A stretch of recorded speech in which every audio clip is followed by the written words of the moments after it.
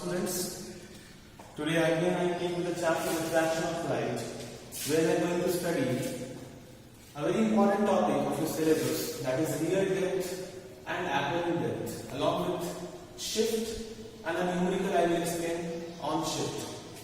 Every year, at least 2 to 4 mark questions used to come from this topic.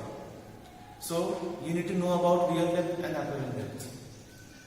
Before coming to the explanation, I would tell you that when you see or observe any water body from air medium, what do we feel and what do we observe? The object which is inside, that appears little up, to be raised something. Have you ever thought why it is so? It is because of the optical density, or you can say because of refraction of light.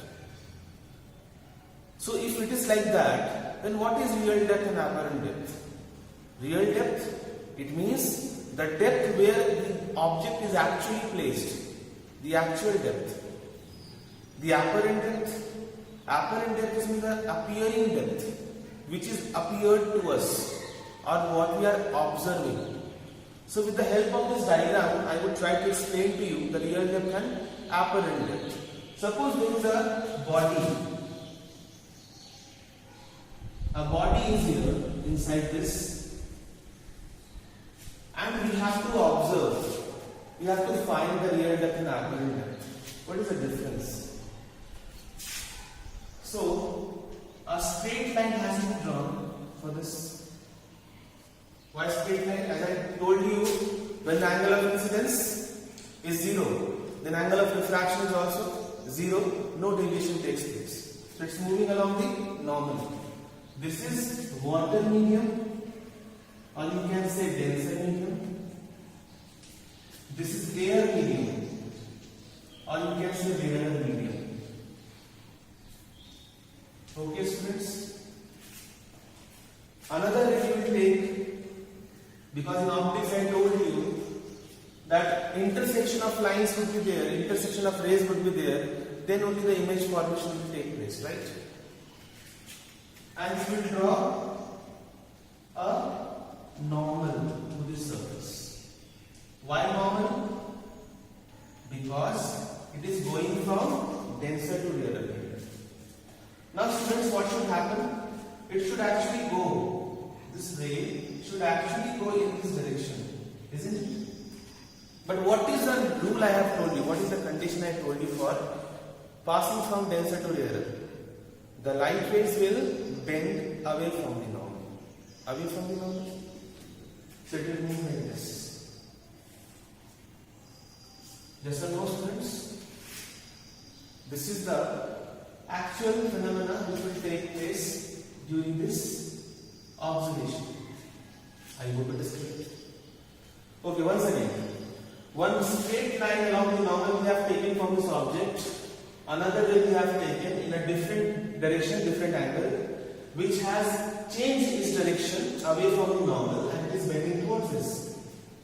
Now this height, if you compare, this is the real depth of the body till the position of the body, right? No problem, I hope so. So what is apparent depth? Do you think this ray and this ray will meet ever to that side? It will not. So we have to bring it backwards. So this is the place where this object will appear to us when we observe from any place. If we are observing, we will find that the object is here from our side. So this height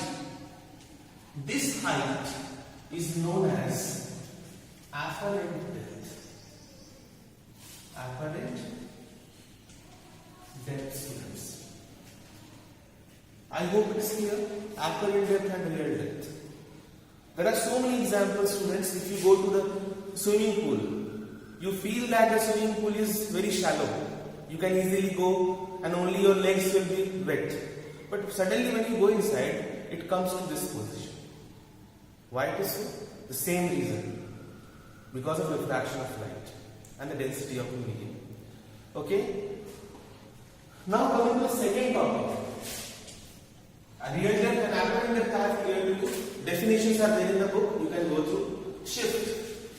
What is shift? Shift is the change in position of the body from its reality to its appearance. Like this is the gap. This is the gap of the real position and the appearance position. So this is known as shift, student. Okay. So how can we relate all these terms? Real depth, apparent depth and shift. First of all, if you have to find the refractive index of the water medium along with glass medium, then we can write real depth by apparent depth. This is one formula you can go for. And if you want to introduce shift here, then shift is equals to real depth minus apparent depth. Okay? This is the another formula. Now further we go for one important numerical which is there in your book also to understand the problem solved on shift and real depth. Let's see that. One of your syllabus questions, students, which is there in your exercise also. A postage stamp is appeared to be raised by 7 mm when it is observed through a rectangular glass slab of refractive index 1.5, and we have to find the thickness of the glass slab. Many of you may be thinking that, sir, you have not given real depth, you have not given apparent depth. Only refractive index is given and this particular raised by 7 mm. What it is given, student? Raised by means we have to write the given things first. What is given? Shift is given. Shift is given of how much? 7 mm. Refractive index is given how much? Mu is given. Mu is given how much? 1.5. Only these two things are given. But we have to find the refractive index. So shift formula. Shift is equals to, student, real depth and minus apparent depth. This is the formula here. You know. Shift is given how much? 7. Right? Real depth, we don't know. Let it be x. We can consider also. Let real depth is equals to x. No problem. Apparent depth. Apparent depth. I have told you the relationship. Mu is equals to real depth by apparent depth. So we can write apparent depth is equals to real depth by mu. This relationship we can use here. So we will definitely use that. Relative density what we have also. Real depth what we have considered, students? X. So x by mu. This is the relation we got. Further, 7 is equals to x, you can take common. 1 minus 1 by mu. No problem, students?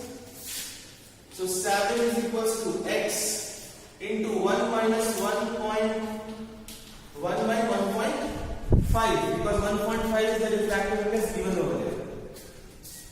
Okay? X into, if you solve this, you will get what? 0.5 by 1.5. Point remove, cross multiplication you do. So x is equals to 15 7 are 105 and by 5. How much, students? 21 millimeter is the real depth, and real depth will be the thickness of the. It is only the thickness of the slab, glass slab. I hope I am clear with my explanation, students. If you have doubt, you can write in the comment box. There are few numericals in the examples also you have. You please practice. Along with that exercise question you also do. So in the next video I will come with the critical angle and the total internal reflection theory. So till then, kindly revise and practice the numericals. Have a good day. Thank you so much.